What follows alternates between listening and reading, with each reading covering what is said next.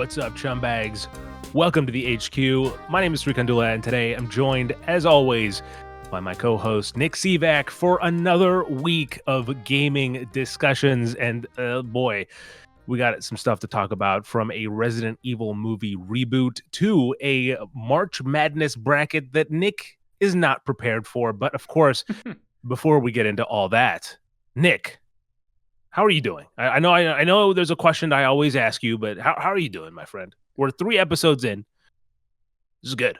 3 weeks. Back in the saddle. Consistency. Yeah, I know, right? Yeah, maybe not as consistent on the recording schedule, but we're getting there. We're getting there. They don't know all that stuff. They don't know. They don't need to know. That's how the sausage is we're made. actually all of this has actually been recorded in January. Every episode has been recorded in January. We're just parsing them out for the rest of the year. Actually, this was also recorded back in 2017, so we're very excited for Red Dead 2 next year. When Nick and I first met, I think, right? That's when, more or less. Yeah. So now, with that said, let's get into what we're here for. All right, we've missed out on Nick's bite-sized roundup, which, if you don't know, is a little bit of his thoughts on everything that he's playing. And so, Nick, to start you off, what have you been playing, my friend? Yeah, so really what I've been playing this week is just kind of a list of things that I've dipped my toes into, but nothing that I've really fully committed to outside of Tony Hawk's Pro Skater 4, which I already kind of talked about last week. I've now finished that game, and basically what I said about it last week carries through. I have a lot of fun with it. The gameplay is great, but there's some really annoying goals in there. There's a bonus level specifically, I can say this, called Carnival, and it's set at like a traveling carnival. And I was playing Pro Skater 4 via backwards compatibility on an Xbox 360. And I don't know if it's like an issue with the backwards compatibility or if it was an issue with the map on like original hardware, but it had like a lot of frame rate issues. And in a game like Tony Hawk, that spells victory or death in many situations. Right. And so that level particularly was like just like really grating, and like the goals are like more challenging because it's like an end game bonus stage. So that one wasn't too fun, but it's like a fun theme. So that's kind of where like a lot of my back and forth nature with Pro Skater 4 comes from, where it's like the levels are really like cool in on paper and everything, but then you get into some of the nitty gritty and it's just like, like, why is this like this? But yeah, Tony Hawk 4, I finished 3 and 4 now, so I am caught up for when the remake comes out. I think I'm gonna keep it there. I thought about maybe playing another Tony Hawk game, recently, but then I was like, I don't want to get burned out before the new one. So yeah, I was actually gonna say, like at what point do you think that you're enough of a fan where you don't get burned out on a series like that, where you're kind of just doing the same thing over and over again? It's tricky. Granted, on new maps and stuff. Yeah, it's tricky for me. The gameplay for Tony Hawk specifically, I think, is really great and really addictive. And particularly in the Pro Skater games and like this upcoming remake where they have the 2-minute run format, like it's so quick that like you can play even the same level like 20 times and you're not sick of it yet. So for some of those games, it's a bit different just because I love how those games play, and there's just something about like, oh, well, maybe next time I'll be able to land the 2 million point combo that I built in the last second on this run. So there's just always like that carrot that kind of pushes me forward with these games. With different games though, I'm kind of like Yusri. I like to bounce around a lot to different games. And so if it's like a series with like a lot of long games or has many entries, like sometimes I'll dip my toes in with like 1 or 2 games, and then I'm like, I kind of want to move on. That's kind of where I was with Kingdom Hearts. I played the first one a year or 2 ago, I think, at this point. And like I was like, well, you know what, maybe this is my moment to get into Kingdom Hearts. But then by the time I was done with the first one, I was like, I kind of want to play something else now. So Well, I was gonna say when you were talking about Max Payne in the first episode that I don't think I've actually ever really done like I don't think I've ever played through a series back to back to back. I Hmm. mean, look, the recent one that kind of comes to mind for me is I played through Remnant, which is the kind of Souls-like shooter, whatever you want to call it. Hmm. And I really had a fun time with that game. Playing through it in co-op, but I was like, oh no, but I'd rather like in Remnant 2 has already been out, as of when I played Remnant 1, but I was like, I'll just dip into a little bit of this and a little bit of that before I go back into Remnant 2. And so I think at any point, sometime in in the upcoming lineup of the show, you'll probably see me go into Remnant 2, hopefully. But yeah, I don't think I've ever actually just sat through and played through like a series before. Hmm.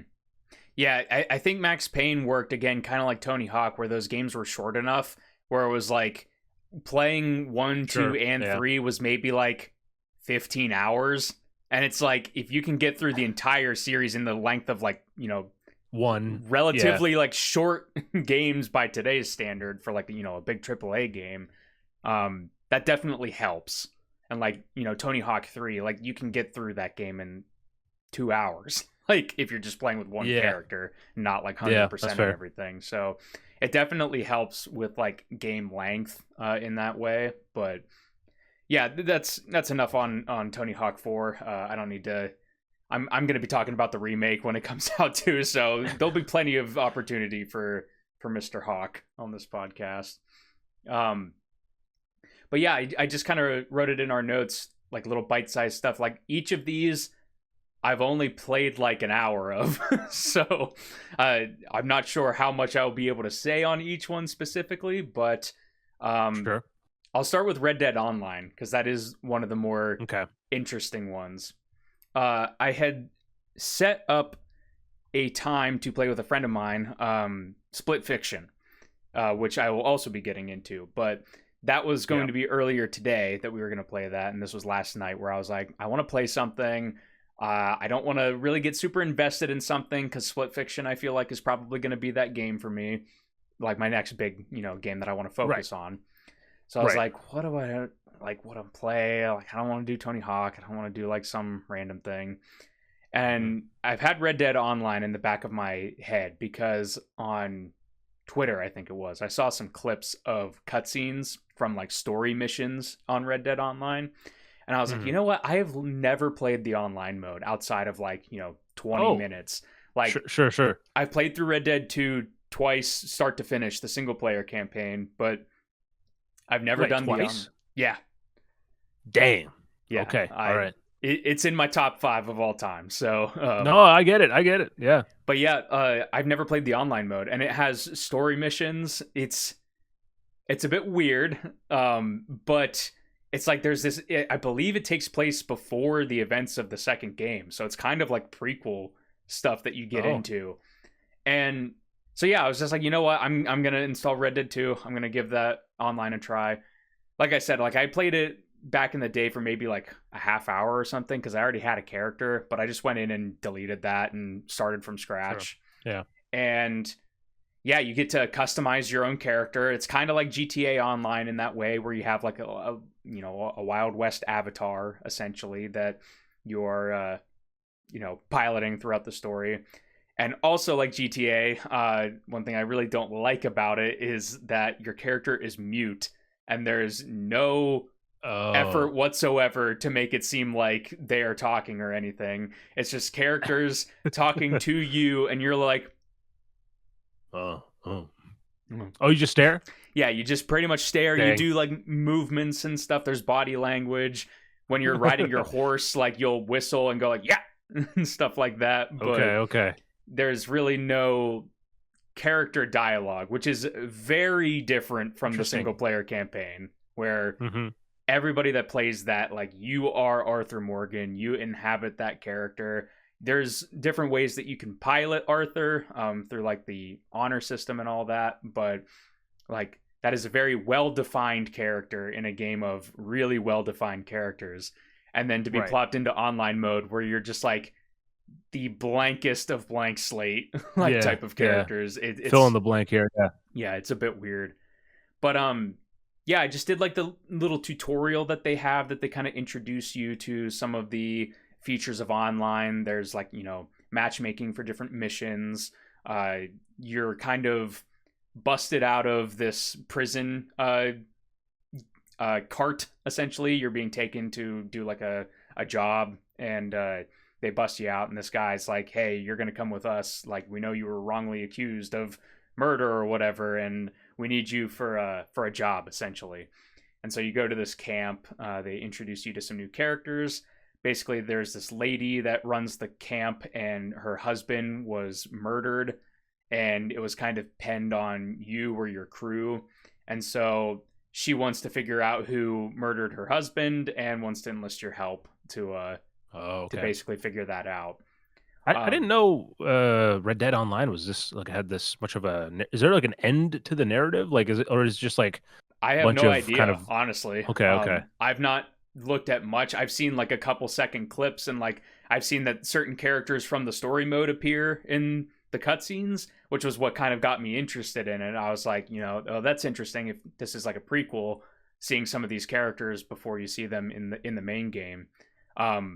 I have no idea how many story missions there are. I don't know if it's going to get to a point where it's like I'm going to need like a full squad of people to be able to do this.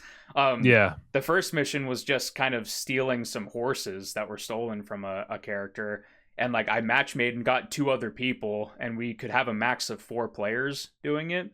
So I've heard Red Dead Online also like isn't as popular as GTA Online, but it's still Red Dead, so it's like I don't really know how populated or dead the online actually is at this point. I didn't really run into anybody like whenever I was in the free roam part of just kind of like whenever they, took the reins off, and I was just like, you can go do whatever you want now.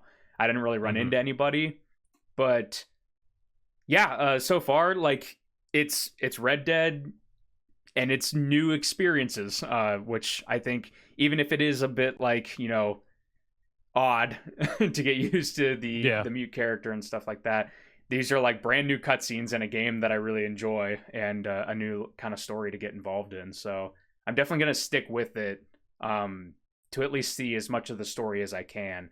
There's other like side things you can do where like I did like an assassination mission where you go to the spot on the map and it populates like a bunch of groups of enemies, and you basically have to, track them and take them out. So there's things like that happen in the open world. And then there's also like traditional multiplayer modes, like a team deathmatch, or like they had like a battle royale. I remember at one part that I think I tried when I did play it back in the day, but nice. I haven't really gotten into that stuff. I'm more so just kind of focused on Red Dead Battle Royale seems like a crazy thing. For sure. Yeah, like I'm more so just going to be in it for the story. I'll try to customize my cowboy and make him look cool and all that, but outside of the story, that's kind of all I'm really dipping my toes into right now. So hopefully it's good. I have no reason to believe that it isn't. I honestly didn't know. I thought Red Dead Online was just like hey, here's like we made this large map for the main game. Just go around and fuck around with it. I thought that was all it was, but I'm looking forward to seeing what kind of develops of it, especially if it's has more narrative structure than what I was maybe expecting. Yeah, I think it'll be interesting to see how in depth the prequel stuff goes. If what I saw online was it, or if there's a little bit more development there. But yeah, I guess I'll go into Split Fiction then, which I played this morning, and that I've only played about an hour of it. I'm going to be playing more tomorrow. But yeah, Hazelight's new game from the makers of It Takes Two, Game of the Year winning It Takes Two, a new co-op game, co-op only, so you have to play with 2 people, split screen for much of it, and it is co-op only, but it also comes with a friends pass, unlike anything I've seen before, where you can buy one copy of the game and the other person essentially downloads it's the friends pass version, or it's like a demo version of the game, and when the person who has the copy invites them, they can just play along with the entire game, which across any system, which is again crazy. Yeah, which I think is new for this game. I'm pretty sure Yes. It Takes Two, you had to be on the same system for the Friends Pass. Yes. Yeah, you're correct. Yeah, we're actually doing it cross-platform. So I bought the game on PlayStation, and my friend Shane is playing on Steam on PC, and it worked flawlessly. We pretty much got in there immediately, and you could hardly even tell that it was online, which I thought was pretty impressive. Yeah, especially because a lot of it is depending on kind of like quick reactions and everything. I've also, to set the stage, I've also played probably about 40 minutes of Split Fiction. Oh, so we're actually pretty close then. Okay. Yes. Yeah. So I'm curious to see what you think, of your first impressions of Split Fiction. Great. I'm loving it so far. For a little bit of history with Hazelight, I'm not sure if this was developed under Hazelight specifically, but it was one of Joseph Ferris's games, Brothers: A Tale of Two Sons. Yeah. I played that a couple years ago. Really enjoyed that. Very innovative kind of game design, controlling two characters with one controller. Yeah. Then A Way Out comes out, and I played A Way Out. Really had a fun time with A Way Out. Loved the whole like prison break kind of element that game has. And then we also got It Takes Two. I never finished It Takes Two, sadly. We kind of dropped it like halfway or 2/3 of the way through. Like we got we put some hours into it, but we just kind of fell off of it and couldn't work it out to, continue playing that one. So I'd love to go back to it at some point, but pretty much I've played most of Hazelight's games at this point. And yeah, Split Fiction right out of the gate is like, man, it's great that we have this team making games like this. Yeah. It's even in just an hour, and I'm sure you can attest to it in 40 minutes, they throw so many different gameplay concepts at you, and it's like, we're just like starting. You get this kind of intro cutscene to introduce that your two characters, they're both writers. And the general setup for the plot, of what's happening at this company. This company that's trying to like make immersive simulation kind of things for which, first of all, cool as hell. Conceptually cool. But obviously that that guy was too rich and too good looking to be a good guy. Yeah. So there's some shady stuff that he gets up to, which of course, you'll find out as you play the game. We're going to keep it relatively spoiler free for the sake of the game being out just like 1 week. So yeah. I do want to say this one thing because it's literally in the beginning of the game. Yeah. So obviously the company is up to no good. And I find it very funny that the main like CEO character's name is Raider. I just thought that was a very unsubtle, tongue-in-cheek kind of character name for that type of person. But I digress. The gameplay. So one character is a fantasy writer. The other character is a sci-fi writer. And essentially both of their immersive reality kind of things combine and basically you'll be playing through a level in a sci-fi world doing sci-fi things. You'll switch to a fantasy world doing fantasy things. And I think that's a really great setup to make sure that things are always cycling out and being fresh. And there's also some spillage, that happens a little bit as well. Yeah. Something that was interesting in the game Alan Wake 2 is that you also have two playable characters in Alan Wake 2 that are on their own separate, story paths that intertwine at various moments. One also a writer, but then one correct an FBI agent. But basically you can choose whenever you want to play either story. So if you are preferring Alan's story, you can play that all the way up to a certain point at the end and then go and play Saga's story. You can alternate and do a mission of each of them. You can do 2 missions with one and then a mission with the other. This game, it's more rigid in that you both are doing a sci-fi mission, then you're doing a fantasy mission. And I think that gives a different sort of feel to it. Whereas like, it's not as player controlled like an Alan Wake, but you're always going to be getting something fresh essentially when you're playing. So I really appreciated that so far. And just to wrap up some quicker thoughts about it, it's in the beginning, it's definitely more like platformer heavy. I think a lot of jumping, dashing, kind of puzzle solving with different spatial kind of gameplay mechanics. Yeah.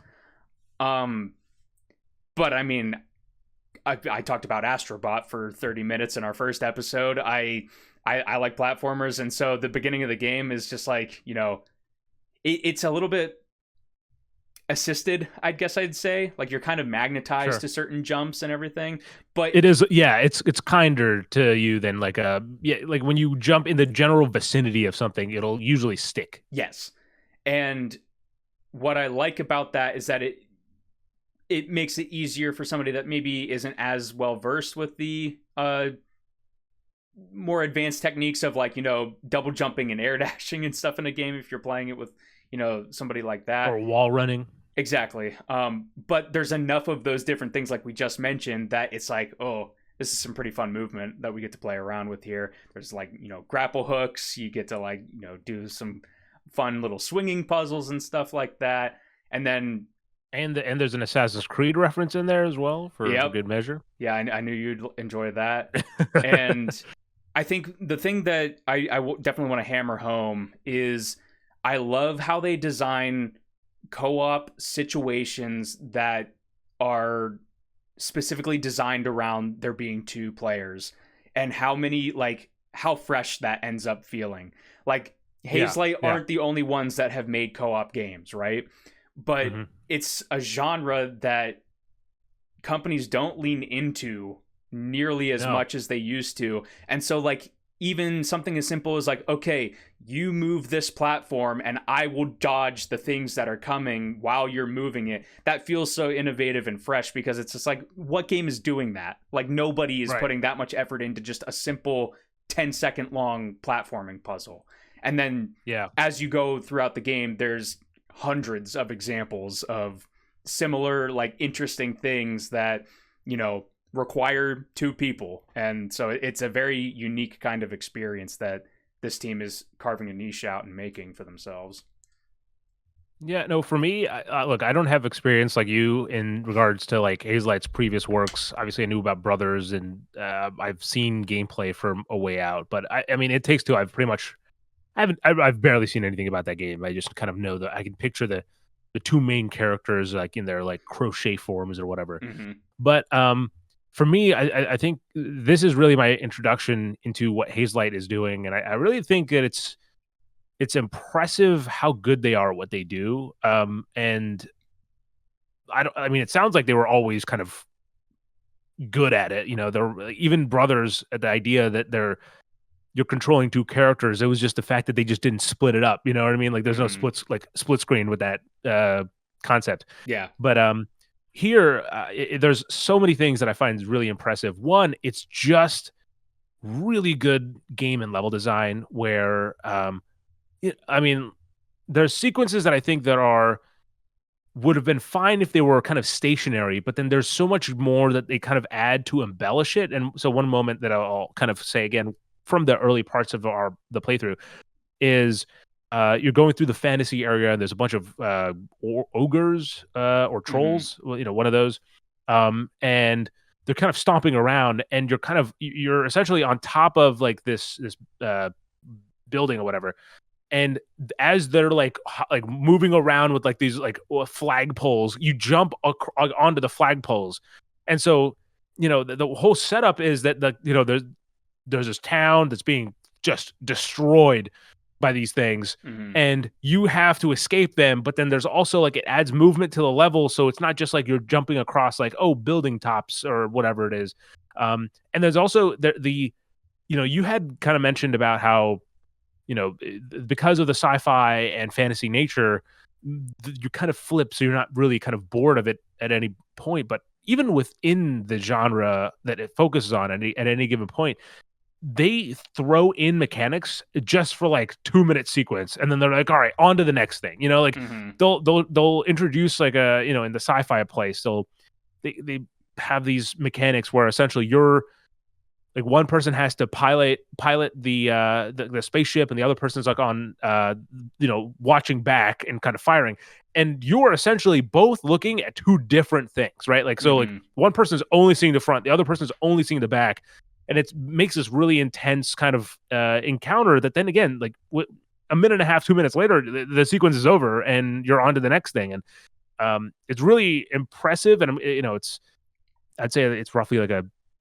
12-hour game or so, is what I've heard. And I'm really curious, with 40, 50 minutes into the game, how consistent they can keep it. And from the sounds of it, obviously from people who've already played it, it seems that they keep it, they keep it going. And I also think that it's a bit interesting, and I'm curious to see where this goes, in terms of they have one writer, like, that's science fiction, one writer is fantasy. The fantasy writer is almost like escapist, right? So it's like, she's writing stuff that's like, oh, you get to forget about the real world and you kind of focus on more of the fantastical qualities. It's a little bit more whimsical, whereas a sci-fi is almost like commentary on, it's darker, it's more gritty, it's commentary on social stuff. Mm-hmm. There's a little bit more to it, regarding that genre. And so I'm curious to see how those kind of two line up. The last two things I'll say is, first of all, there's a moment, I forget exactly what the quote is, but there's like, they're talking about like this, a system that's like following them, or again, I forget the context, but there's specifically a moment where they say, oh, it's SRI systems or whatever. Oh And yeah. I freaked the fuck out. And I was like, oh, this is my moment. Because it's not very often you see Sri being spelt out in a video game. uh, Um, and and then the last thing I'll say is that, just all said and done, the fact that this thing runs as smoothly as it does, and it's kind of what Nick was saying, it is so like seamless in terms of like, with so much platforming and kind of immediate reaction stuff. It's so fast that I honestly don't know what Hazelight has figured out that no one else has seemingly figured out for co-op play that makes it so intuitive and easy here. Because I play a lot of co-op games, and the amount of hoops you have to sometimes jump through to get going into that stuff is mm-hmm. is almost like a challenge in its own right. So yeah, I'm very much so looking forward to playing more of Split Fiction. And it's just fun, right? Yeah, Like yeah. sometimes you It's just good. It's just a good time. Yeah. yeah. And that's immediately felt in the first hour. Yep. Yep. And then real quick, I'll just throw this in here before I kick it over to you, Sri. Fallout 76 Ghoul update. I saw the trailer for this go up just like a day ago. Yeah, or 2 hours. you get to there's a new little quest that they've added in, and you can change into a ghoul, which is the first time since some of the original games that you can play as a ghoul in a Fallout game. Certainly one of the Is it like in the 3D. new character, or is it like your character turns into like, how does that work? I've not done the quest yet, but Okay. your character can turn into a ghoul, and then according to the director, there is a in-universe explanation that you can undo it if you don't like it. But then you can't like redo it again. Like an in-graft? Yeah. I'm not really sure exactly. That's why I just wanted to kind of touch on it briefly. But yeah, there's a new ghoul update in 76. I'll be dipping into that, and I will be turning into a ghoul at least for a little bit to see how that plays, because there is unique gameplay mechanics attached to it. There's like a feral meter, and if you let the feral meter drain, like you get like buffs to melee damage and stuff, but you know, you get other weaknesses to other things. So it's just a new way to play the game. You should like lose control of your character or something, like That would be cool. I don't think that they'll do that. No, but, yeah. Yeah, like it's start attacking your teammates. Yeah, it's a new way to play the game, a new way to kind of role play in the game, and something that I think is really cool that it's unique to like 76, at least for now. Like, in the future Fallout titles, perhaps this will be kind of the moment where it's just like, hey, maybe we let people play as a ghoul like out of the gate and not just a vault dweller. But I think it's a fun little addition to the game. I'm interested to see how it improves. I'm not expecting much out of the quest. Some of the quests that they add for these one-off things are just like 20 minutes or whatever, so I'm not expecting a whole lot from that. But I have to come clean to everybody here. I did purchase another month of Fallout First. Oh, here we go. Because of the Ghoul update, they have recycled in a free item, which is the Ghoul's duster and hat from the TV show. And so I knew I was going to have to get that. So I've already unsubbed. It's not going to recur my monthly payment, but I did have to drop a little bit of cash to get that duster because it's just so damn cool. Who doesn't want to be a ghoul wearing a duster and shooting a pistol around? That's true. Well, I look forward to seeing what you think about the Ghoul update.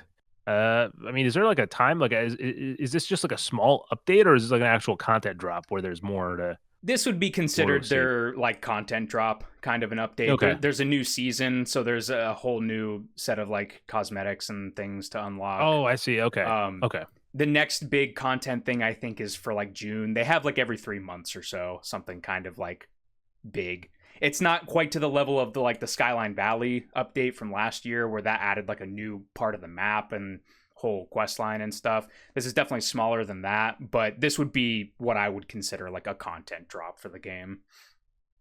Gotcha. Okay. Well, Nick, I think you kind of said it earlier, but I do have a smattering of games as well. But I similar to you, it's just a little bit of kind of impressions on each one, because I have not beaten any of these games, and so obviously we've already talked about Split Fiction, and I've played more Avowed. In fact, that's been my primary game over the last week. I think I've played like 16 hours of Avowed. And I think I'm at about halfway through, a little bit over halfway through the game's kind of main plot line. So that, I have been going off the beaten path a little bit more, and kind of just seeing what the world has to offer. But if I'm being honest, so far I haven't really been wowed by the game. There's how long have you been sitting on that one? A long time, Nick, a very long time. There's certain things that I do like, and I can't kind of ignore them. Like the game looks visually, like the use of colors and the just general texture quality and everything like that is top notch. I'm playing on the Series X, and then there's also overall the voice acting is good. There's interesting kind of areas that you're going through, but I think it's missing something, and that I don't really know what it is, but there's like certain things that I know I see it lacking. So when you're in a dialogue sequence, it essentially, first of all, I've noticed a lot of frame drops where it'll just like there's no lip sync to begin with for most characters. Like some characters, like Kai, who's like one of the main companions you have, he does have a decent amount of those, where it's like, okay, it sounds like he's talking, but a lot of the other characters don't get that. But then on top of that, there's like in those character discussion parts when you're talking to characters, the frames will drop and they'll start jittering for no reason, and it really throws me off. And in dialogue, yeah, in dialogue, and so it's really odd. And then there's also I see where the narrative is going, and I just haven't been that invested in the just the storyline of the game, because I don't know, maybe it's just like a pretty generic fantasy storyline or whatever. But there's not been a lot that really make me feel like I'm immersed in this world. Like I have to know more, I have to live in it or exist in it. And so I think the immersion part is kind of been a little bit of a letdown for me. And again, I've been playing this I've been trying to play it through this character of like, okay, it's this character that I'm playing, and making the decisions that way. And it's led to some choices, but a lot of the time I don't really feel like empowered. Is that a dirty word? Am I allowed to say that? But I don't feel like empowered by my choices as a player.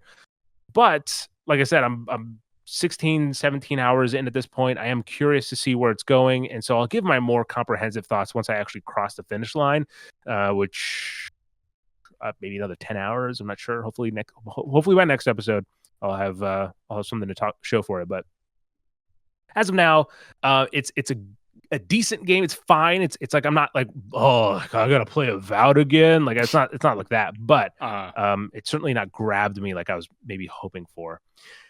Then there's okay.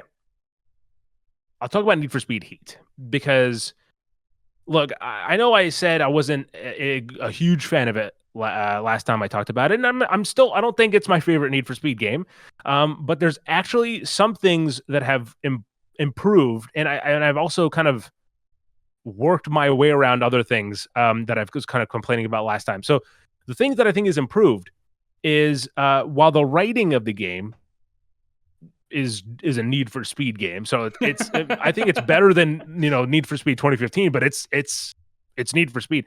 I still think that's the story. But I actually have to commend them for making this plot kind of interesting.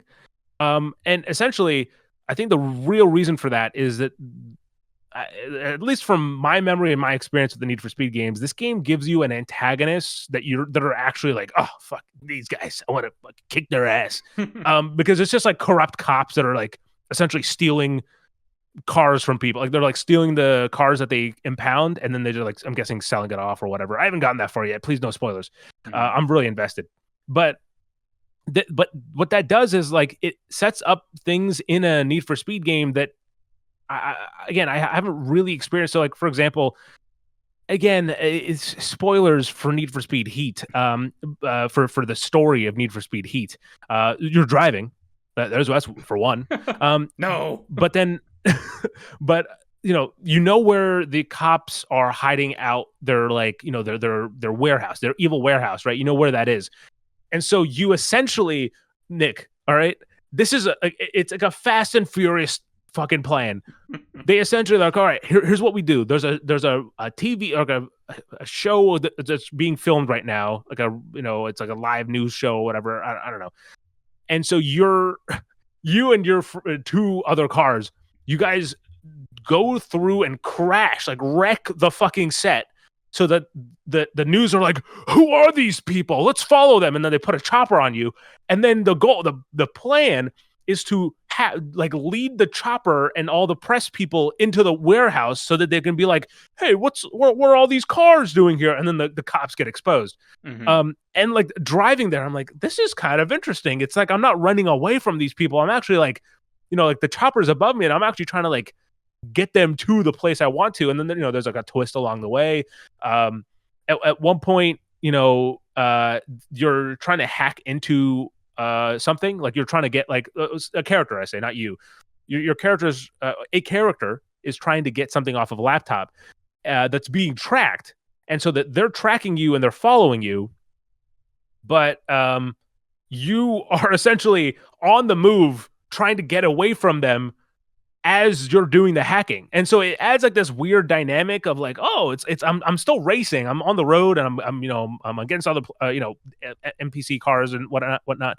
But it's a different reason to race, which I've enjoyed. Mm-hmm. The game is still, there's still some really weird, stupid stuff in it. Like at one point, so there's regular cop cars, but then there's also these like super cop cars. Like there's one guy has like a freaking Stingray, a Corvette Stingray that's just blacked out with sirens on top, because cops do that. Mm-hmm. And at one point, like it is pretty early on, but it's not really a spoiler. You have to like he's chasing someone that and so you're intervening and literally trying to like break his car down so that you can get away. Mm-hmm. And I break his car down. I have it crash, like I hit it into it enough, and I do enough damage to where he just like fucking crashes it to the side. And then the game's like, congrats, like he's out of the commission now. Go get to a garage to escape. Because you have to go to a garage to end the night and kind of like reap your rewards. Now, Nick, this cop crashed in the parking lot of the garage, and I rolled right up to it and pressed R1. He didn't fucking see a thing. He's literally next to the entrance. And by Need for Speed logic, the car's out, so he's fucking blind. He can't see a thing. He's too busy fixing his engine. He was under the hood. Yeah, must be. So there's stuff like that, and then also I complained last time about how annoying the fucking cops in this game are, because like they are just brutal. It's just like you can't get away once you get like heat level 2 on you or whatever, heat level 3. Just forget about it. Well, Nick, by accident, by desperation, I have found the secret. Okay, if you're listening to this and you want to know how to get away from the cops in Need for Speed Heat, please don't take this out of context. I'm a brown man. All you need to do is, while the cops are right behind you driving, you drive into the fucking ocean, and the cops don't respawn, but you do, and you can escape, and you can just drive right up to your garage after that. This has worked at least 3 times for me, and as far as I'm concerned, it's a foolproof plan. So, and I've gotten like Heat 4, I've gotten out of Heat 4 with this technique. So that's awesome. There's your freebie, free tip of the day. And yeah, it doesn't count as like a crash or anything like that for you. It's just like you just reappear. It reduces like your like health of your car. So like, okay, you'll lose like 25% of your you'll incur 25% damage each time you do it. And there was one time where I was like, oh, I went in once, got rid of 2 cop cars, but the third one was still on me, so I went in again, and my car was like like 10% health, but there was no cops in sight. So I just at my own pace, leisurely drove up to the garage, and I finished the night. So that's awesome. I'm so happy that I found this hack, and it's literally changed the game for me, really. Now the last thing, and it's going to be a quick one. I've only put about 2 hours into this, and this is sort of like this. I don't know if I mentioned it on last episode, but I've been having this itch for wanting, and maybe Nick, we talked about this after the episode. Sometimes we do that. I've been in the itch for like a RPG, like a kind of a classic RPG, not like Avowed, right? Something more traditional. And so I was going through a bunch, and right now the spring Steam sale is happening, or the Steam spring sale, whatever the hell. And so I was looking through, and there was one game that I actually I don't know why that caught my eye, but I decided to go give it a go, and it's Ys. It's YS. I think it's pronounced Ys. Yeah, Ys. So it's Ys 6, the Arc of Nepotism, not nepotism. And look, I know nothing about this game or this series. I just knew it was an older. I think it came out in 2003 or something like that. It's an RPG. The one key difference is that it's not a turn-based RPG. It's actually an action RPG in terms of you're doing it's real-time combat.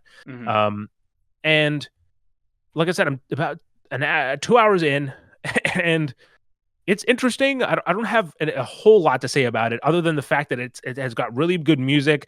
It makes me realize how dumb I am at sometimes, because first of all, as far as I understand, while the game runs fine on the Steam Deck, I think I understand all the controls and everything. There's no way to there's no quest tracker in this game. Okay, no, obviously this game is from a different time period, so that wasn't necessarily standard.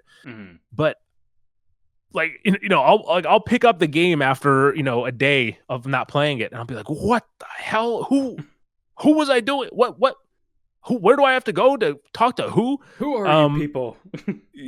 Yeah, and so now I've resulted to just writing down. I'm like, okay, I have to talk to this guy next, and then at the end of each session, just so I'm on top of things, just to go back to the game and not feel completely lost. And the real time combat is interesting. It's kind of gotten me you'd think I'd be good at it just because it takes maybe less strategy than turn-based, where turn-based needs more planning of okay, this move first and then this move, and then I use an item and stuff like that. Whereas real time is more of a little bit more button mashy, but there are some combos you can do here, and there is some depth to the gameplay, but there's so many enemies that will just be thrown at you as you're wandering the kind of the wildlands. That it can be a little bit too much at times. But I am enjoying seeing where it goes, and I believe it's a relatively shorter RPG as well. So this is purely one I'm playing for.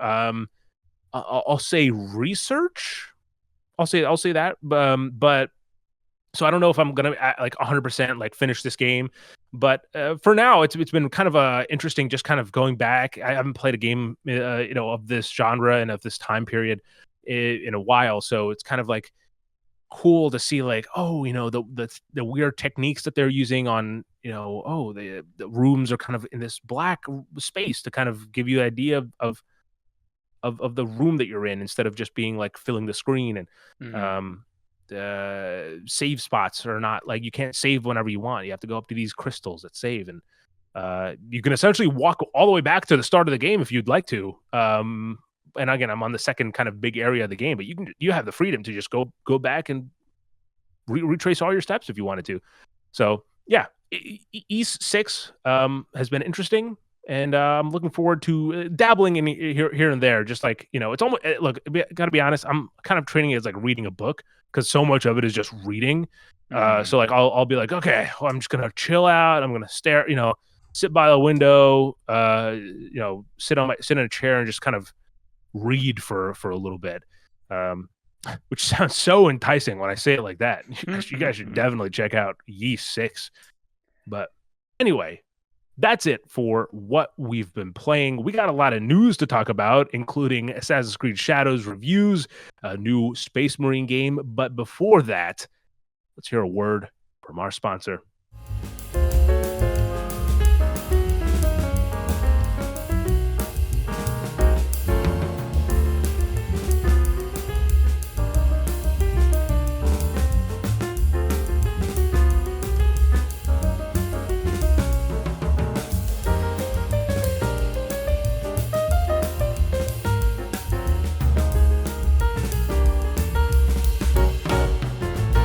Now it's time to talk about what's in the headlines, and there's a smattering of news that I'm looking forward to talking about. First of all, here's a piece that we actually missed last episode because it happened like hours before we recorded the last episode, and it's one that I'm kind of at least mildly interested to talk about.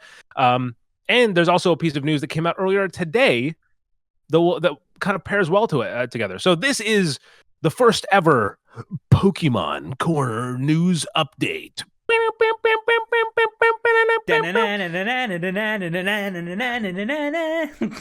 Live.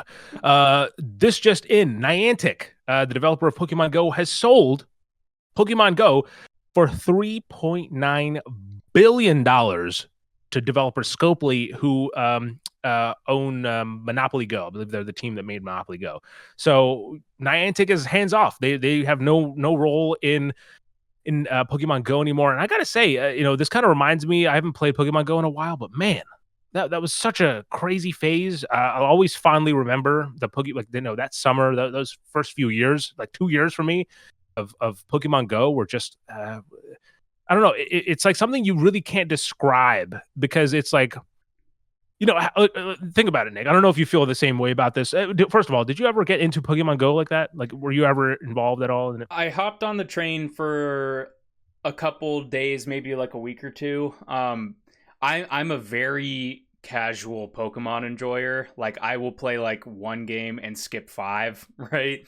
Sure. Like, no, I'm also the same way. I more so had a friend that was really interested in it at the time, and he was like, "Let's go and catch Pokemon," and I was like, "Okay, I'll go." So that was kind of my interaction with Pokemon Go at the time. For me, it was there's like moments that are kind of in my head from the that time period. To be specific, that was when Pokemon Go launched. I was actually working at a GameStop in a mall, and one of these memories that I have kind of very vividly from my time there was like, and in my head, if I was to kind of describe it to you, it would be like how I think like a post-apocalyptic movie would start, Nick. Because here I am, right? I'm at the back of the store. I can look out and I can see the entrance to the store, and I'm here just kind of stocking the shelves with games, and I hear like they're like the air kind of changes, and everyone's like there's like whispers, like and then I'm like, what's going on? So I slowly start walking toward the front of the store, and then like I see like a few people kind of like straggling by the pass, and then like a few more, and then it's like a group of people, and I'm like, hey, like, and I stop one. I'm like, hey, what's going on? And then no joke, this guy goes, "There's a Charizard over there. There's a Charizard," and then he runs off, and I was like, "Oh my god!" I thought the world was ending. And so like stuff like that, and then I even had for a while. I mean, I still do, but it doesn't have batteries. But I had the Pokemon Go watch, which essentially was like this, like this, just a watch, but it's shaped like a Pokemon. Actually, it's shaped like the Pokemon Go like stop or whatever, and there's one button in it. All right, the whole thing has one little button that glows, and the whole point of this device was that as you walked by like Pokestops or whatever, instead of opening your phone and then swiping it, you could just tap the button and it grabs the items from the Pokestop, which saves you some time, and no one's gonna know that you're a total nerd who plays Pokemon Go, assuming that they don't see you tap the Pokeball in your wrist. Of course, that's you got to make that subtle. But yeah, Pokemon Go entering a new phase. We'll see how it goes. Obviously, the game is ridiculously profitable. It sold for nearly $4 billion in 2025, and it's been nearly 10 years since it came out. So pretty much, yeah. Yeah. So it's doing well. Now, as of this morning, we got a new update, and this is from the official Pokemon Company website, and it is Lego Pokemon. That's right. Lego Pokemon is happening. It's coming in 2026. This is the only statement that reads on the homepage of the Lego Pokemon collab. It says, "Electrify your imagination in 2026 and get ready to build something you've never built with Lego bricks before." So there's a Lego collaboration of some kind coming. They just simply say it's a brand new collaboration that brings love for bricks and your love for Pokemon together. In 2026, we're calling all Pokemon trainers to get ready to build and catch some of their favorite Pokemon. What will this be exactly? I'm not entirely sure. Just some cool Lego sets. Will there be a larger kind of thing tying it all together? I have no idea. But yeah, Lego Pokemon coming soon. If one thing is for certain, with how ravenous people are about buying Pokemon cards, you can bet your ass that these Lego sets are going to be sold out like immediately. So yes, doesn't even matter the price. Lego is historically expensive for some of these premium sets. If it's like $2,000, you know that you ain't gonna find that anywhere. Yes, that is the sad truth. I've been waiting to. I have a few Lego stuff around, my setup, but I have like a Lego Batman like mech thing, and I have a Boba Fett or whatever. But I've been looking for a nice centerpiece, and to be honest, there's this Charizard. I know. I don't mean to bring up Charizard twice. If I bring it a third time, it'll show up behind me. So I'm gonna not say it again. But I'm looking for this. It's a really cool statue that comes with a bunch of cards, but it's always more expensive than I'm willing to spend on it at this moment. So we'll see. Sure. Maybe I'll bite the bullet eventually. Now, Nick, let's get into some of these other enticing news. First of all, the first one. Absolute get hype moment, right? I mean, we can agree. Mm-hmm.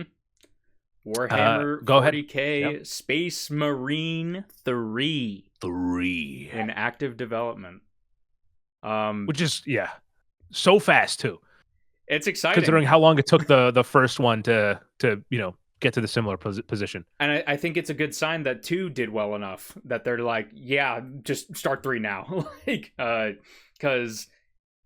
In our conversations, I mean, both you and I liked it, but I think both you and I were also not shying away from the fact that it feels like, a modern interpretation of an old kind of game that people don't really make, like a 360 PS3 era kind of action game.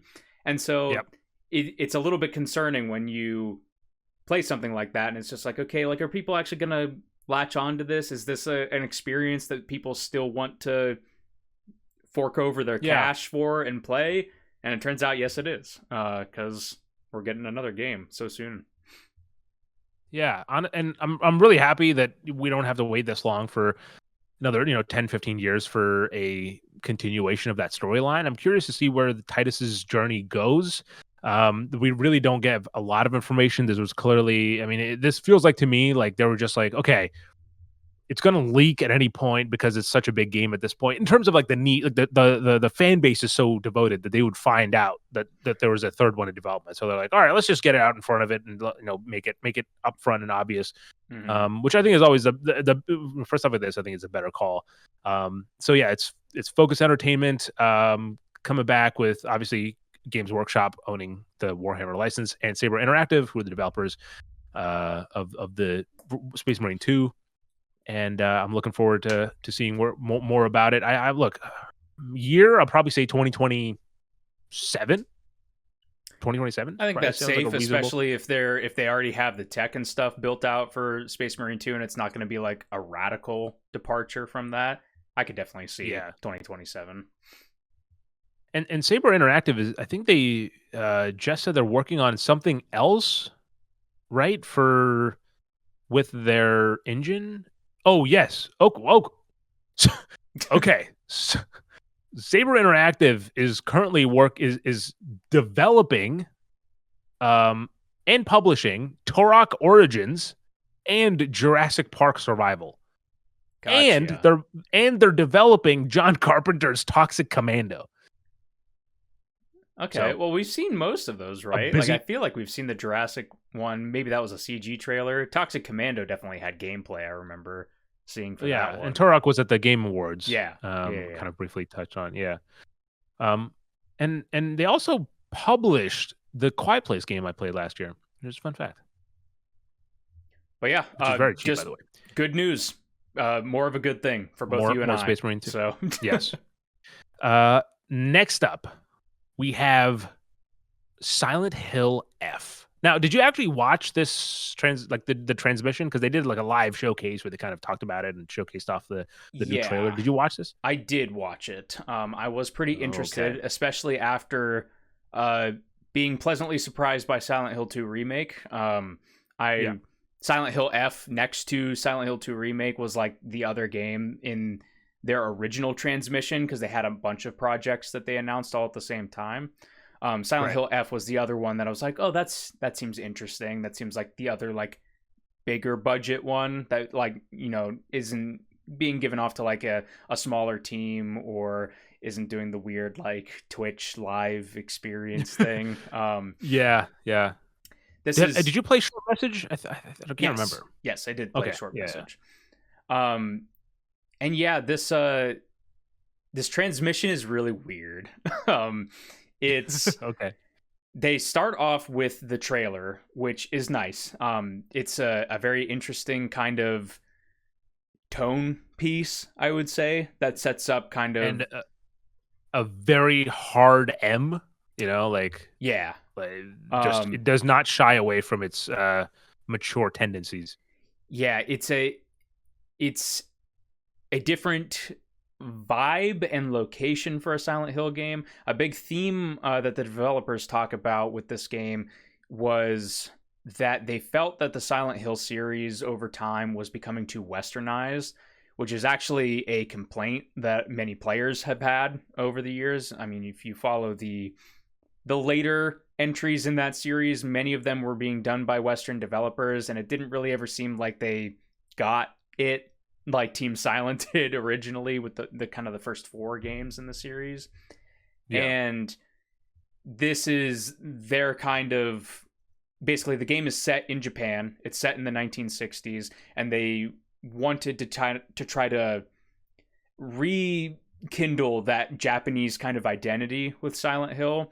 And they thought, well, what better way to do that than to just go, whole hog and just go lean into the Japanese parts of the game. So it's another big kind of core tenet that you kind of get glimpses of in this trailer is that they were talking about finding the beauty in the horror. And so there are certain shots in this trailer that, you know, like creepy beings are posed in certain ways that, you know, it looks interesting. It also looks scary at the same time. So you kind of get those beats that they're putting down. I don't know if it was like me kind of digging into it or like me being a film nerd and being like, oh, this is what it is. And it's interesting that you mentioned that they wanted to step away from the more Western ideas, because for me, there's a shot pretty early on where like the character walks up to the stairs and like on top of the stairs you get this like there's someone's there's like this contortionist standing there or whatever, and I thought that was very reminiscent of like The Exorcist. It kind of reminded me of The Exorcist stairs and everything. Sure. But yeah, no, the tone piece, as you're saying here, is very strong. I think I don't know. I've never played any of the Silent Hill games other than Short Message, and so I really don't know how crazy they go. But it certainly seems like they're dialing it up. I mean, it kind of feels like they're looking at what Resident Evil is doing. I mean, like, oh well, I see what's happening over there. I think we can go further in terms of like Ethan's hand gets cut off and it's like oh, it's all right. It's part of the experience. And then she's fucking slicing her face off in this trailer. Yeah, I will say that. Sorry, so I will quickly say that there is an official kind of description that's kind of gives you an idea of what the game is. That I think will kind of give us at least a nice tone, a lot of tone going on for what's to come. So it says Shimizu Hinako was an ordinary teenager living an ordinary life. That is, until her town suddenly becomes shrouded in fog, and her life quickly becomes a nightmare. Now she must explore her once familiar home while solving puzzles, fighting bizarre creatures, and doing everything she can to survive, ultimately facing an inescapable decision. This is a story of choices, both beautiful and horrifying. So, there you go. That's what Silent Hill F is about. Yeah, the trailer is the highlight of the transmission, I would say. Okay. They bring on various developers, like the lead writer and the composer and everything like that, and they have like a bunch of questions to ask them. Unfortunately, I don't know if they're just not ready to share a whole lot with it. There's no gameplay in the trailer, and they don't really go into questions about gameplay. It's all really kind of surface level, like theme, what are your goals for this game, like what are you bringing to the project kind of questions. And unfortunately, it just kind of comes off as them reiterating the same three things about finding the beauty in horror and bringing it back to Japan. That is like the things that they just keep saying over and over and over again. So yeah, like it's nice to hear them say some of those things, but this is like a 45-minute transmission, and it's like this could have been the trailer in like 10 minutes with what is kind of covered there. But yeah, no real gameplay in the trailer was what kind of irked me a little bit, especially because they have a release window of this year and pre-orders are up for the game. You can pre-order it, but we don't still really know. Like, there's a very, very fleeting final shot in this trailer that's covered by a fade to white for the title card, where it sort of looks like one of those transitions from a cutscene to over the shoulder gameplay. Yeah, but like there's so much covering the screen that it's like, is that even really what I'm seeing here, or is this just a cutscene like animation? So, but yeah, if it's in game, which it kind of gives me that vibe, like it looks like it's in engine kind of cutscenes that the trailer's constructed with. I think the game looks good. I think setting it in Japan is going to be an interesting setting. I know some people are drawing comparisons to like the Fatal Frame games and stuff like that, and they're like, I'm not really sure if this is like Silent Hill, because a big part of Silent Hill is the town of Silent Hill, right? And I can understand that kind of I don't know, wariness maybe would be the word for that. Sure.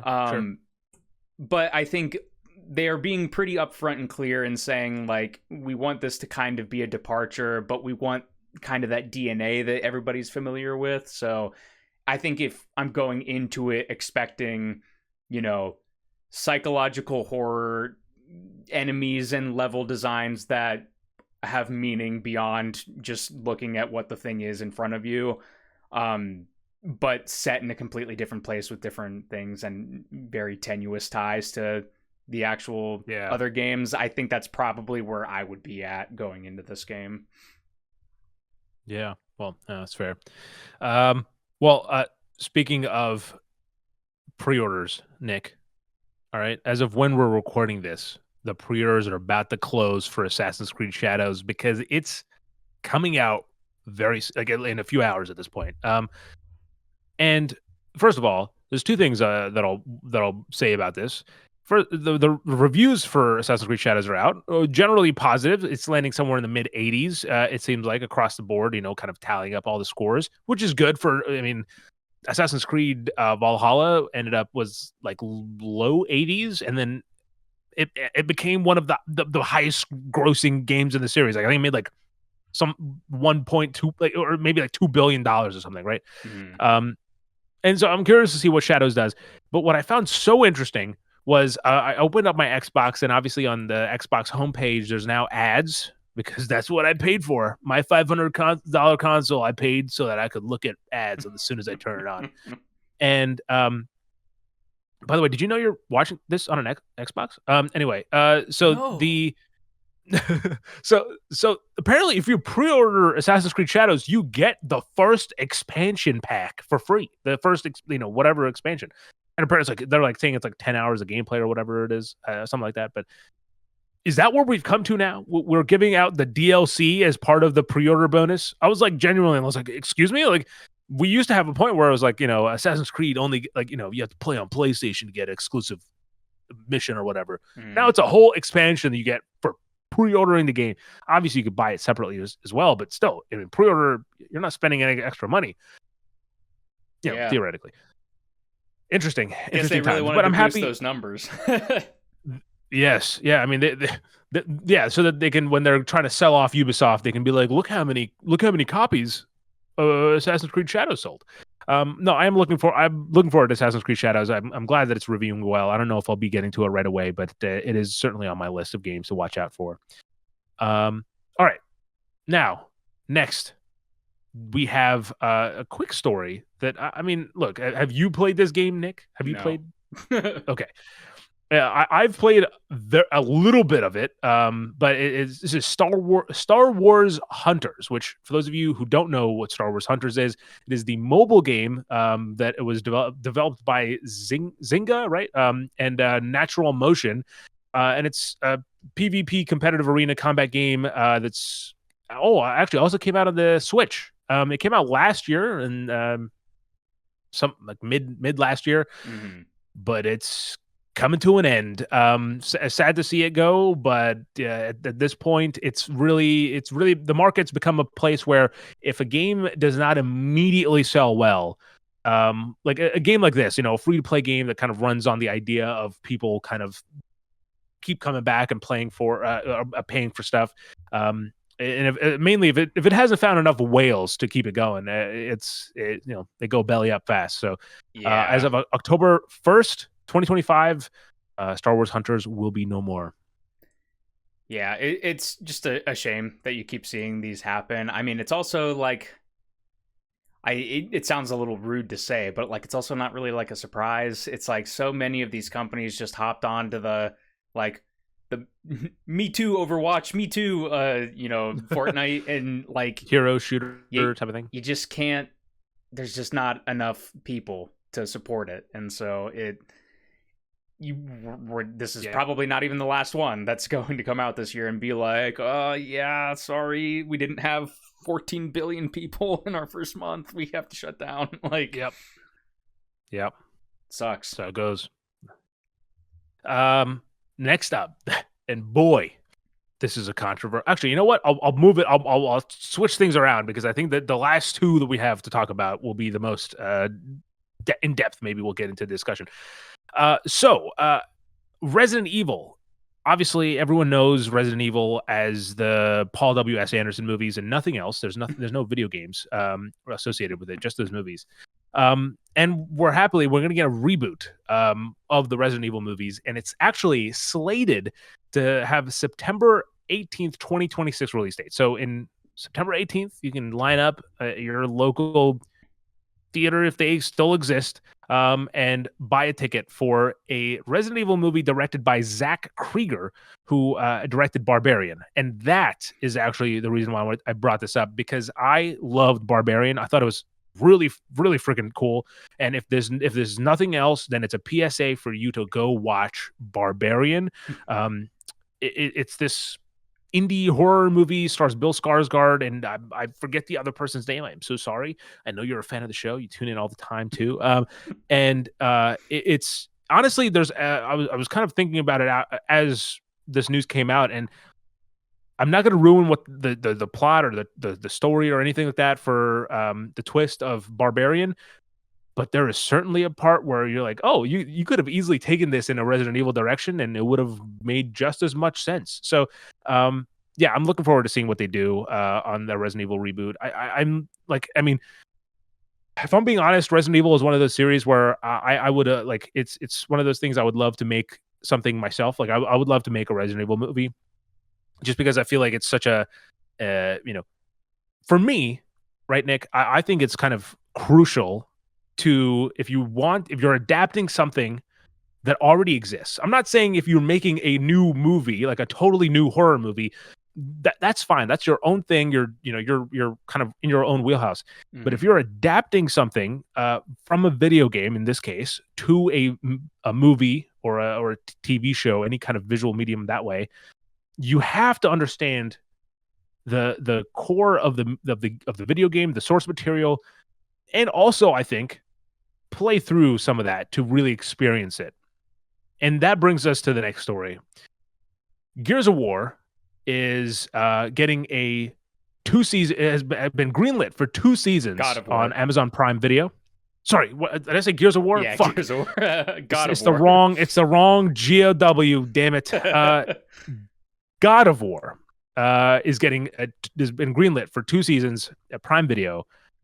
And this blew up when this news came out.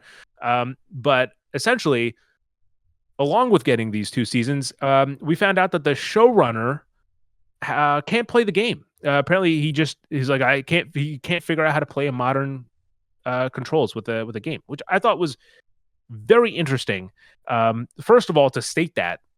And not like no PR training went into this, where like, hey, maybe don't mention the fact that you can't play the game that you're adapting 2 seasons. Like, you know what I mean? Like, no one warned this guy that there would be incredible backlash for this kind of this statement. Sure. But anyway, so how is God of War going to turn out? I don't know. I have confidence that at least that Sony and PlayStation have.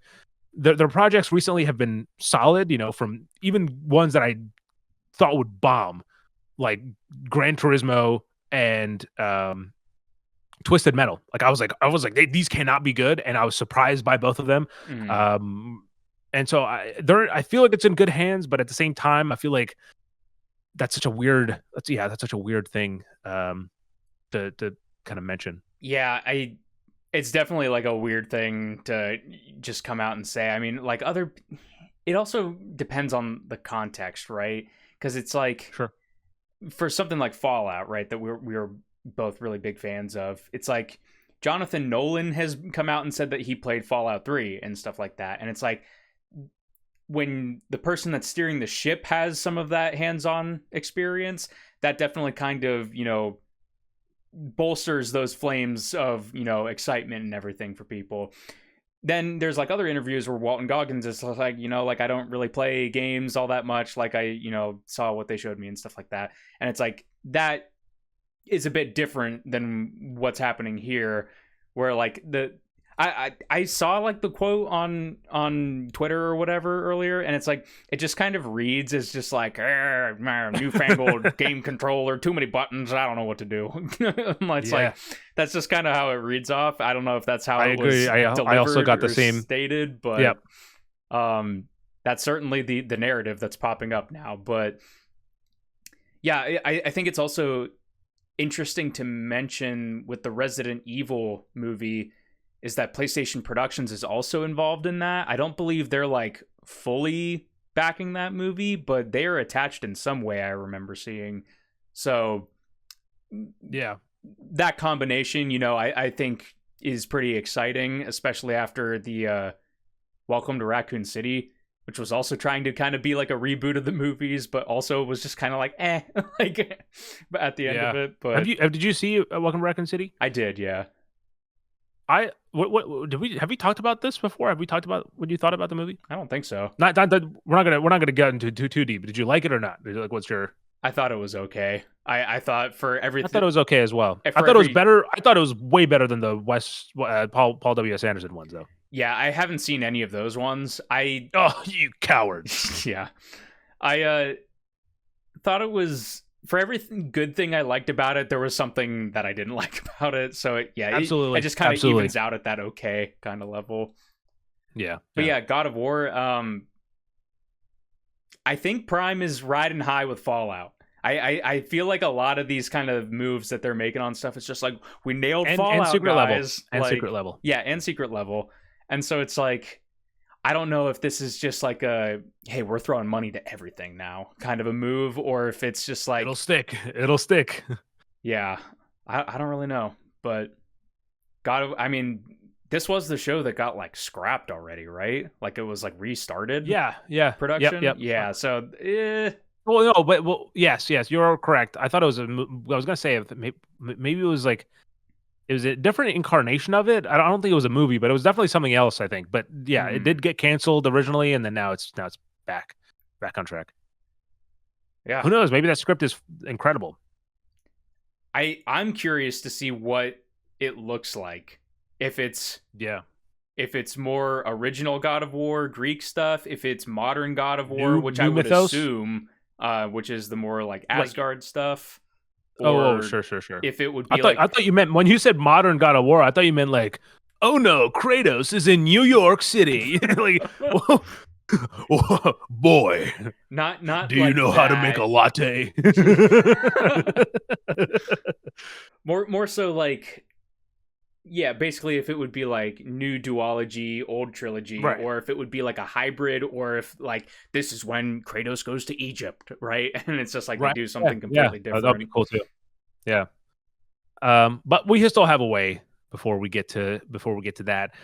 And speaking of PlayStation, though, this is something that I think we can spend some time speculating on. So people, put on your tinfoiled hats and let's talk about people can fly. That's right. You can fly. No, let's talk about the developer People Can Fly, who, if you don't know, made Bulletstorm, have worked on Gears of War Judgment E-Day, and also I think most popularly Outriders. I think was a kind of their biggest kind of solo endeavor. I know Bulletstorm was also big, but I think Outriders was more of like I had a lot more kind of going for it when it was first launching. As like, what is the potential of this game? Mm-hmm. Turns out maybe a little bit middling, but I did play Outriders, and I had it was fine. It was co-op game, so I think the co-op kind of experiences are elevated just by the idea of playing with friends versus just kind of what the game is at its core. But People Can Fly have entered into a partnership with Sony Interactive Entertainment, right? Yeah, I think so. And they're working on a new prototype game that is based on an existing Sony IP. Mm-hmm. So that's the setup. Now, look, let's talk through some of this, right? So with the experience that People Can Fly have, PCF, you're going to assume that it's a third-person game, right? Like that's pretty much like par for course. It would be so weird to be like, okay, now I know you have experience on the Gears of War games and Outriders, but make a top-down fucking twin-stick shooter. Like, it would be weird if they just completely would go left field with it. I know Bulletstorm is first-person, but most of their experience seems to be their comfort zone. It seems to be in third-person. Is that too much to say, or do you think that there is this is going to be a first-person? I wouldn't throw out first person. certainly. Sure. If If you I want was a to, betting man, I'd say third person though. yeah, I would probably join you with a third person to be like the safe bet. If I wanted Yeah. to try to rake in some dough, I would probably still throw in, Oh, sure. just The like side. pulling out further the Yeah. experiences Yeah. in, shooters. So, if we're talking Sony IPs, we're talking shooters, the two obvious ones that would come to mind for most people are going to be Killzone and Resistance. Oh Um, shit, dude! You literally took the two out of my fucking mouth. Damn. Okay. yeah, Yep. if you think, like, I mean, I'm trying to think of like other IPs. I mean, there's things like The Getaway and stuff like that, but that's not really like a shooter. It's like a GTA clone and stuff like that. And that was kind of Yeah. London Studios kind of bag. So it's certainly Days Gone interesting. 2. Yeah, Ben's not allowed to work on it, but people can fly Yeah. into it. Anyone else? Yeah. Yeah, No, I agree. I think Killzone and Resistance are the two kind of big IPs that I would. Yeah, again, for some reason we're sticking with the betting metaphor. I would put my money on that one as well. the only thing that kind of throws a wrench in it, I think, for me would be if Sony, again, humanizing the massive company or whatever, if Sony cared enough about Insomniac and Guerrilla being like, well, nobody can have Killzone because we want to make Killzone, or we want to do Resistance again. Like, that's Right. like something that I could see where it's just like, maybe it's not those two games. But again, Yeah. based on an existing IP, I mean, we could theoretically, posit the idea that it's a radical different take on a game that's not a shooter, that is like, Yeah. this game would be a shooter or something like that, and it's like, oh, Horizon Zero Dawn shooter. Throw that one out there. So Now, I will say, kind of, this is from reporting from Gimatsu, and they essentially say People Can Fly have entered an agreement with SIE regarding the production of a prototype of a new game codenamed Project Delta, based off an intellectual property belonged to SIE. So, I don't know if that necessarily gives us. I don't know if the code name gives us anything, but Project Delta, that's what we're working with. And more specifically, I want to highlight the idea that it's a prototype of a new game. I don't know. I don't know. I mean, look, this could literally say like, oh yeah, this is a a work in progress versions of this of a build of this game that they're kind of proof of concepting or whatever, and they've come to a stage where essentially they're like, okay, this is a work, this is good enough for where we can move on with the full production type of thing. Or it could be like, hey, there's like some crucial kind of game mechanic here that's like a nemesis system that's kind of being developed for this game as well. So I don't know if you have if you think it goes one way or another, but I think it's definitely more the latter, or the former, the a prototype to get to a certain point. If you hit your milestones, if the game is shaping up, then let's talk turkey and make the full game. That's definitely the kind of vibe that I get more so from this. And clearly, People Can Fly, they're no strangers to working with a company even like Xbox on co-developing those Gears games, including E-Day. Yeah. It's like, I think if they are if this is more so a thing that they like pitched Sony or something, and it's like, hey, we have this idea for this game, like, give us a shot and let's see if we can make something happen here. Clearly you have people that scream in the Twitch chat of every state of play being like, when's Killzone coming back and stuff.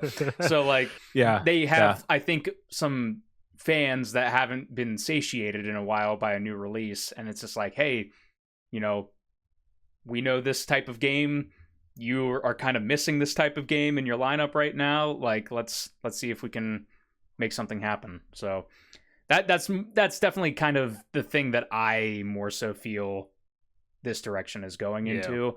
Whether or not, like, I think this game, because of this like prototype language or whatever, I think there's still probably a good chance that this could just like be shot down at some point and this never sees the light of day.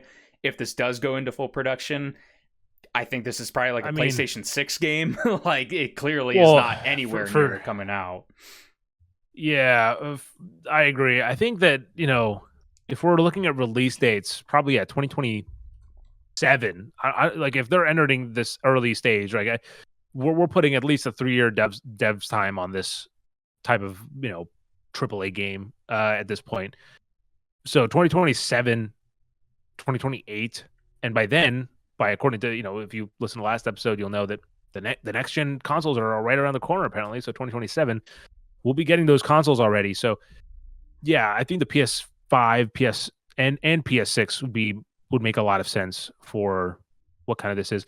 Or you know what? Here I'll throw out because okay, Nick stole all my goddamn thunder with by guessing both Killzone and Resistance. And while my loyalties still lie with Resistance, I would be very curious to see a new Killzone game, because I think that is a universe that is just really cool, like grandiose action fits in well with that series, but could also while I'm throwing out kind of again tinfoil hat ideas, prototype it could be something special to the PS6. The PlayStation 6 could have some feature, some kind of asset that is just like, oh, you can do this that you couldn't have done before. I don't know, maybe you can smell now. Maybe you can smell the games, and it's a prototype for the game you can smell. Look, there's a lot of theories we can put out there. I really want to smell the piles of zombie corpses in Days Gone. Rotting flesh. Yes. Yep. Stale blood. That would just be great. I just want to play Minecraft and then have my like bar on the bottom be like a rose, rotting flesh, and then like a an loaf ice of bread. Yeah, like just like break the controller or whatever. However the system works. But yeah, okay. And then the kind of last thing that we'll say, Nick, do you think what are the odds that this is a live service game? I think. You think they've abandoned that ship entirely at this point, or no? I would. Okay, if it's going to be me saying it and putting a stamp on it definitively, I would say it's probably not going to be. I think Sony themselves is kind of going through the walk of shame on all the live service stuff, and they're just like, okay, like we were trying this, but like clearly it takes some gumption that we don't have like for this kind of genre. We have like our couple of wins here and there, but I think we were a little bit overzealous with the funding of several projects. And similarly, I think People Can Fly also probably got a taste of that with Outriders. I'm not as familiar with that game. I haven't played it, but like from the outside looking in, it kind of had the live service feel, but from what I've heard from you and other people, it's not actually like a live service game. It's just kind of like a co-op shooter. There are aspects of it, but it is definitely like you can play through it as a straightforward shooter, but then there's like there are things that you can keep going back to and grinding to get more, to get better loot and stuff like that. But there is a narrative that kind of like you go through initially, that you can maybe you really don't have to engage with those systems, at least in my opinion. Sure. It's more like a loot based shooter, so it's more I guess as much as the Division 2 is sort of like, or the Division 1 is like a live service, which I guess they are. So it's similar to that. I agree. I don't think it's a live service. I think they've literally changed the PlayStation, like head of PlayStation at this point, because of the fumbles that have been made, I think, in live service over the last few years, that they're trying to take that in a new direction. Yeah. Go ahead. I was just going to say, I think, I think the writing was on the wall for a while, but and not to dig up Concord again, but I think Concord was really kind of the moment where they're just like, I don't think we can keep spending this much money on all these projects, and if these all tank, like, we're screwed. Like, it would probably be better to cancel all of them, which is why we've heard of 5 or 6 of these games getting canceled, than to release them and have an embarrassing kind of 3-week long play cycle like a Concord. Yeah. Yeah. Now, ladies and gentlemen, to end the show, we're going to have a quick little lightning bracket. Okay. If you don't know, and if you don't, mainly if you don't live in the U.S., you don't know what March Madness is. It's very bracket focused, right? Like everyone loves pulling out their brackets during the month of March, and we're no strangers. So yesterday, the official Sony Twitter account or X account, if you're a fucking idiot, has released a bracket of of essentially asking people to vote on the best PlayStation exclusive game. Okay. And I'm going to have Nick play through this bracket system. They also went through the first 8 rounds of like the eliminations, and I'll also kind of, say what the crowd picked as well. But Nick, we're just going to start with the first lineup right here. Matchup 1, Uncharted 4 versus The Last of Us Part 1. Ooh. Now, is this what I would want, or is this is what... you are running through the bracket? If you want to give me like, oh, you think this game will win instead, you can also do that. Sure. I'm fine with both. But me personally, I like the whimsical treasure hunter vibe of Uncharted more than I like the depressing zombie apocalypse of The Last of Us.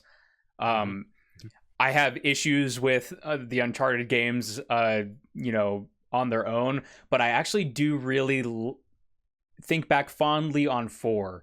And I think 4, what I used to describe 4 to people was, it's the best Uncharted game, but it's only great if you've played the others. And it's like, it's like you have to kind of go through the crappier parts of the other games to get the nice payoffs of 4. Yeah. So, me personally, I would put Uncharted 4 going through. I think everybody probably would pick The Last of Us Part 2, though, over that.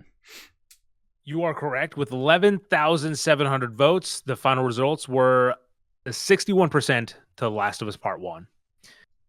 So Last of Us Part 1 moves on. Oh, did I say Part 2? Nick, I forgot that it was Part 1. Part 1. But for Nick, it'd be Uncharted 4. Next up, matchup 2, Death Stranding versus, and this is a doobie, or a doozy, Spider-Man Miles Morales. Yep. Okay, this one's a pretty easy one for me. Sure. In the case of games that you maybe, you haven't played or, something like that, we can kind of go for what the general public would have voted for, but... Yeah, this one's pretty easy for me. I would go Death Stranding here. It's a bit of a cop-out. If Miles Morales doesn't go, that doesn't mean that Spider-Man 1 or 2 doesn't go. And those games are much more fully featured, much longer. I had fun with Miles Morales. Honestly, it's a great kind of game to play if you want that Spider-Man experience, but you don't want to dedicate 40 hours to an open world. Very, very bite-sized. Yeah, like 7 hours to beat the main game and like 12 hours to platinum. Death Stranding, even if it's not one of my favorite games I've ever played, I enjoyed Death Stranding. I think the Kojima-esque nature of it is honestly the biggest draw, obviously. But at even stripping that out of it, the game design it's a very unique type of game. Like, people will say, oh, it's just a walking simulator, but it's a walking simulator with actual mechanics. Like, you're not just holding W, holding up the stick. It's like you actually have to be mindful of your footing, how your weight is distributed and stuff like that. So there's interesting gameplay stuff with Death Stranding that I think would elevate it more so than Miles Morales, which is more iterative on Spider-Man 1. Okay. Well, with 11,005, roughly 500 votes, matchup 2 goes to Spider-Man Miles Morales with 51%. So Death Stranding had 49% to 51. Miles Morales takes it home. Guess you can't fight with Spider-Man, honestly. He's too big. No, you can't. Next up, matchup 3. What a matchup this is, Nick. We have the 2Gs, God of War versus Gran Turismo 7. Is this God of War 2018? Yeah, I'm guessing, yeah. Also, I'm sensing a trend here. Is this all modern PlayStation? Yes. Naturally, You're correct. Sony only exists. They're not going to promote. Yeah, they're not going to promote the old ones that you can't even play anymore. Nick, are you crazy? This is a bit of a tricky one, honestly, for me. I like action RPGs. I would say on average more than racing games. I do love racing games. But do you like racing sims? That's where you lose me a little bit. It's like I played the My First Gran Turismo when they put that out recently, that kind of like demo version of 7, and so many aspects of Gran Turismo are incredible to behold. The artistry, the attention to detail, the presentation, the music, the different like weird quirky modes that they have in it. I really like a lot of that stuff, and I didn't so much love the direction that God of War 2018 took, where it was it's like God of War, right? Like it has like a vague hint of God of War in there, but like it's also like a modern Sony Last of Us Uncharted style game with that hint of action kind of combat in there. The thing that I didn't really like about God of War 2018 was like the gear system and stuff. It's just like kind of those modern AAA game kind of things that I didn't think that franchise really needed per se. Right. But Gran Turismo, like I played My First Gran Turismo, and it's just like, man, I really like arcade racing games more than sim. I just don't like driving physically on the controller doing the same thing five times, and then the car is careening off the road, or I hit the drive line properly that time. So I would probably give it to God of War, and I'm guessing most people would give it to God of War. Okay, look, I'm just gonna say most of these have like 11.5 thousand votes. Okay, so I'm not gonna repeat it every time, but yes, with that many votes in, Mashup 3 goes to God of War with an 89.5%. So 10.5% voted for GT7. Yeah, people like Kratos more than, a Mitsubishi Lancer.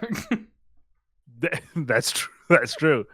Matchup 4, Returnal versus Marvel's Spider-Man from Insomniac. Okay. The first one, obviously. I haven't played Returnal yet.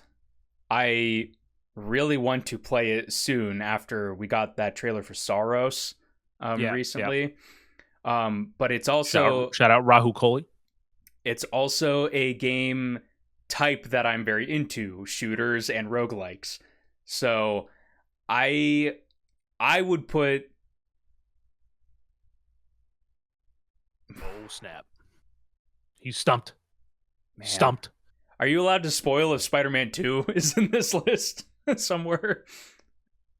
I will spoil it for you. It is in this list. Okay. I'm definitely going to put Returnal in then. Spider-Man is so... They really came onto the scene and nailed Spider-Man just about as hard as Rocksteady came in and nailed Batman with the Arkham games. Yeah. And for sure. It being like this platformer action game, I think is incredible, but I want to give it to the comparatively unknown Returnal versus the massive Marvel property of Spider-Man. But I'm assuming Spider-Man is wiping the floor with this. Yeah, I mean, at this point, it seems that you're giving your opinion and the public's opinion, and you've gotten it correct. While you voted for Returnal, you are in the minority because 81.2% of the voters voted for Spider-Man. Matchup 4 goes to Spider-Man. Now, matchup 5, God of War Ragnarok. And Nick, this is versus Demon Souls. Well, taking what I just said about God of War, where does this go? Which way? Yeah, Demon Souls I'm absolutely putting in for my pick. Yep. Demon Souls is not my favorite FromSoft game. Obviously, and this one specifically is actually the remake for the PS5 from Bluepoint. Right. Remake effort was great all the way around. Have you've played Demon Souls? Yeah, I played the original and the remake. Do you think it's a good like baby's first Souls like, or is it like too difficult for that? I would not actually say that. You might find pause or question with this. I would say Elden Ring is definitely a better Souls like for a new player. Okay. But Demon you go Souls Demon is, Souls for the vote though. yeah, Demon Souls, it's very, even in the remake, some of the design choices, because they are authentic to the original version, are archaic feeling. And there are parts of that game that stick out in your head for those who've played it, sometimes for the wrong reasons. Like there's this one level. This game is structured differently than other Souls games where they have like the interconnected maps and stuff. This is more like you load into a zone and then there's like almost like stages in the zone that you work your way through. They're not like broken up by like load screens or anything, but there's like 1, 2, 1, 3 kind of break out whenever you're like fast traveling. And there's like ones that stick out in my head. There's one specifically in World 4 that to get to the boss fight in this area, it's seriously like a 5-minute run back with like a ton of enemies. And it's like there are things like that in Demon Souls that are like really tricky, I feel like. But I mean, if I'm comparing a From Software designed game versus God of War, which I already have issues with, I've not played Ragnarok, probably because I was just kind of meh on 2018. I'm guessing God of War though, again, for this one for the majority. You are correct. With an 80% victory, God of War Ragnarok takes this one. So, of course, 20% of the votes went to Demon Souls. Matchup number 6, we have The Last of Us Part 2 with Horizon Forbidden West. So, Horizon 2 Forbidden West. This is an interesting matchup. This is a very interesting one. Pretty much like the new 2 AAA sequels going up for up to bat here. This one, I think I would probably go with Last of Us Part 2. The reasoning behind that is that I wanted to try playing Horizon, the first one, multiple times, and every time I looked at the case and I was like, man, I don't know if I really want to slog through this game, and it feels like a slog just looking at the cover art. There was at a time I was really intrigued by the game, and I was like, it looks really high quality and everything like that, but just something about looking at Horizon, I'm like, it just doesn't speak to me like it used to. And Last of Us, while I'm not as in love with that franchise in general, I think the technical presentation elements, I mean, Forbidden West is really good too, but I think Last of Us 2 is like the Decima engine. You're gonna underweigh the Decima engine. Yeah, I just think it takes swings, and that's probably what I would give it the benefit over. And I think probably most people are gonna pick Last of Us over Horizon as well. You are correct with a nearly perfect 69%. The Last of Us Part 2 takes matchup 6. Second to last one, matchup 7, Ratchet and Clank, which, again, not the... hold on, actually, let me confirm. Is this Rift Apart? I'm assuming it'd be Rift Apart. It actually doesn't look like it's Rift Apart. It looks like it's just a regular one. Actually, no, it is Rift Apart. Sorry, Rift Apart. Okay, Ratchet and Clank Rift Apart versus Marvel Spider-Man 2. So it's Insomniac versus themselves. Yeah. I haven't played Spider-Man 2 yet. That's the other thing. I don't know where that narrative goes. I don't know if it's good or not. Like, I know they're working on, I guess, 3. So it's like, I guess it doesn't wrap up. Oh, man. I haven't played Ratchet and Clank yet either. That's the issue. I'm gonna go for. Well, I mean, they're both games that kind of build on the systems of the first one. I think Rift Apart would be the only one that would be a little bit different because it uses the kind of lightning fast SSD of the PS5 to have seamless switch between world. I think not to say that Spider-Man 2 doesn't, because that has like near instantaneous load times across the city and I think smoother frame rates. On this occasion, I will give it to Spider-Man over Ratchet and Clank. Okay. I typically enjoy the retro style platformers, and I know I'm gonna 3D love platforms Ratchet and and stuff. Clank whenever I get to them. Yeah. But Spider-Man in this situation, I think, just as an outsider looking at those games, I think Spider-Man probably offers up a bit more of a mechanically rich kind of experience with all the combat systems, the different. Yeah. Excuse me. We're losing him. Excuse me. The like the special abilities that are afforded by the different characters. The platforming, I bet, is just like a bit better because it's a bit more in depth, a bit more for experienced players. Whereas a Ratchet and Clank, I would assume, is designed around probably younger audiences. So that's probably where I would throw it on there. And I'm guessing also Spider-Man, obviously, with a 80% something, is probably going to take this one again. You are correct. It is Spider-Man 2, but it's actually 67.3%. So Closer than I would have 32% guessed. went. So that's nice. 32% went to Ratchet and Clank. And then final matchup for the actual initial bracket that they've set up here. Matchup 8 is Ghost of Tsushima versus Horizon Zero Dawn. Ghost of Tsushima. I am a Sucker Punch stan, and I haven't even played the game yet, and I know I'm gonna love it more than I would have ever loved Horizon. You are correct. 81.8% of the votes went to Ghost of Tsushima. Now, look, the real winner here was posted by Shuhei Yoshida and it's Astrobot.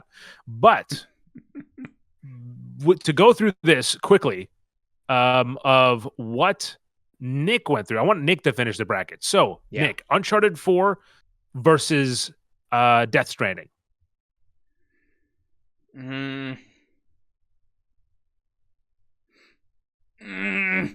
Oh, man, I've stumped him. Second round of the bracket is destroying him. Death Stranding. I would prefer the unique experience of Kojima over the iterative sequel of Uncharted 4. Okay. God of War versus Returnal. Returnal. I prefer shooting than throwing the Leviathan axe. Okay. Demon Souls versus The Last of Us Part 2. Demon Souls. It's the proto Souls-like. It started an entirely new genre. Last of Us, it was good.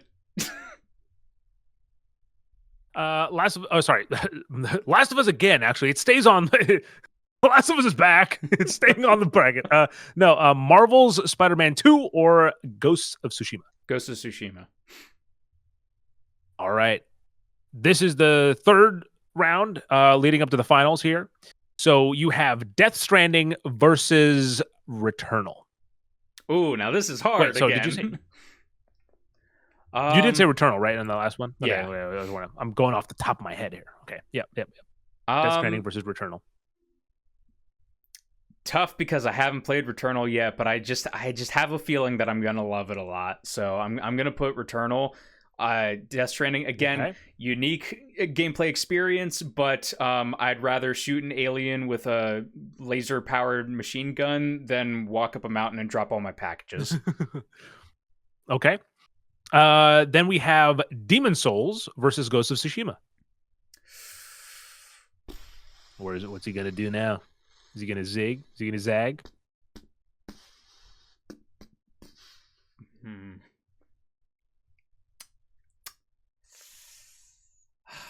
Shit. This is a hard one. Because I'm thinking about like I because I haven't played Ghost of Tsushima, I'm going off of what I've seen, and it's like art direction out the ass is Ghost of Tsushima. But then I think, From Software art direction is also god tier, and so it's like I can't really compare the two there. Gameplay wise, I would probably prefer Souls-like, but Ghost is you kick up the Ghost of Tsushima difficulty and it's pretty much Souls-like. But Ghost of Tsushima is also like probably more cinematic, so it's probably like in the moment you're probably gonna feel ultra badass when you're like fighting an enemy, whereas you feel like a badass when you finish the fight in a Souls game. Right. I think I'm gonna give it to Demon Souls only because it's a known quantity. I think that would be a closer a closer fight if I have already played Tsushima. Okay. Well, that means the final bracket, the final showdown is between Returnal and Demon Souls. And again, Nick, I'm going to completely what will you be picking? 180 from what I just said, and I'm going to do Returnal, even though I haven't played it, because we've talked about this before. I'm just more into sci-fi than fantasy, so I'll just put it on the most basic of terms there. I'm just going to be more interested in that world than FromSoft, even though FromSoft is God tier. And with that, ladies and gentlemen, that brings us to the end of the bracket and to the end of the episode. Of course, if you'd like to let us know what you think deserves to be in the final bracket, the final winner, let us know down in the comments. Nick, thank you for playing along. You win the chance to come back for the next episode. Congratulations. We're gonna kick you off, but you did it. You did it, buddy. Go. We hope you guys enjoyed another. It was fun. I enjoyed giving you some turmoil. I was hoping you hadn't seen that one before, so I could give them to you. I have. Give them to you live. It's completely this fresh. Is something Nick did not know going into this, that I was gonna present it with the bracket. So, hopefully you guys enjoyed, as always. As a fun episode. If you enjoyed, leave a like, and of course subscribe so you know whenever a new episode comes out every single week of 2025. I mean, look, give or take. But with that said, as always, until next time, people, thanks for watching, and have a good night, a good morning, and a damn good time.